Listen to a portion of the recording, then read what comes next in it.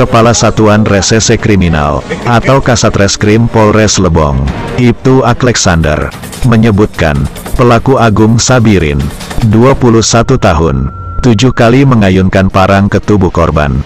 Hermansyah alias Taen, 65 tahun, hingga kepalanya terpisah dari badan. Menurut Kasatreskrim, saat menggelar rekonstruksi peristiwa pembunuhan tersebut, korban Hermansyah alias Taen tidak lain adalah paman pelaku Agung Sabirin sendiri. Parang yang dipegang tersangka 7 kali diayunkan kepada korban. Pertama, saat korban tengah duduk memotong kuku kaki, dipukul dengan parang 1 kali. Akibatnya, korban terjatuh pada posisi terduduk, kaki terlipat, dan kepala tertunduk.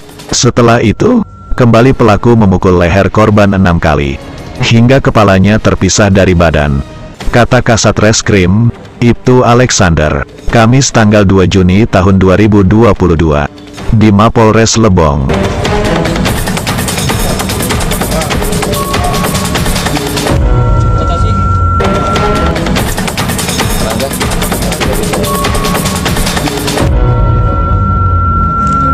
Dari hasil rekonstruksi, diketahui tersangka sempat melakukan perlawanan kepada Sudi, seorang warga yang berusaha melerai saat melihat peristiwa tersebut.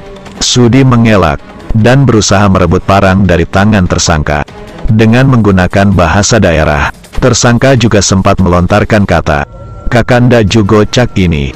Maksudnya, kakak mau juga seperti ini. Hanya saja, Sudi sama sekali tidak menghiraukan. Dia tetap terus berusaha merebut parang dari tangan tersangka. Akhirnya, tersangka kabur ke area persawahan, lalu dikejar oleh Sudi, jelas Alexander. Begitu tiba di area persawahan warga, terjadi perkelahian antara tersangka dengan Sudi. Saat tersangka terjatuh, Sudi berhasil mengamankan parang dari tangan tersangka, dan membuang sejauh mungkin dari jangkauan tersangka. Alexander menyebutkan, total ada 20 adegan yang diperagakan dalam rekonstruksi. Dimulai saat Agung mendengar ada orang masuk ke rumahnya, mengambil HP milik dia, melakukan pembunuhan, hingga membawa lari parang untuk membunuh. Untuk kemudian berhasil diamankan warga. Rekonstruksi dilakukan guna memudahkan penyidik membuat terang suatu perbuatan tindak pidana. Dengan begitu, sidik perkara dapat diproses secara tuntas, dan pelaku dapat diadili hingga ke persidangan. Ujarnya, Agung dapat dijerat dengan pasal pembunuhan, dengan ancaman 15 tahun penjara, akibat ulahnya membunuh paman sendiri. Dalam perkara ini, kata Alexander, penyidik mempersangkakan Agung dengan pasal 338 KUHP tentang pembunuhan. Subsider pasal 351 ayat 3, pungkasnya.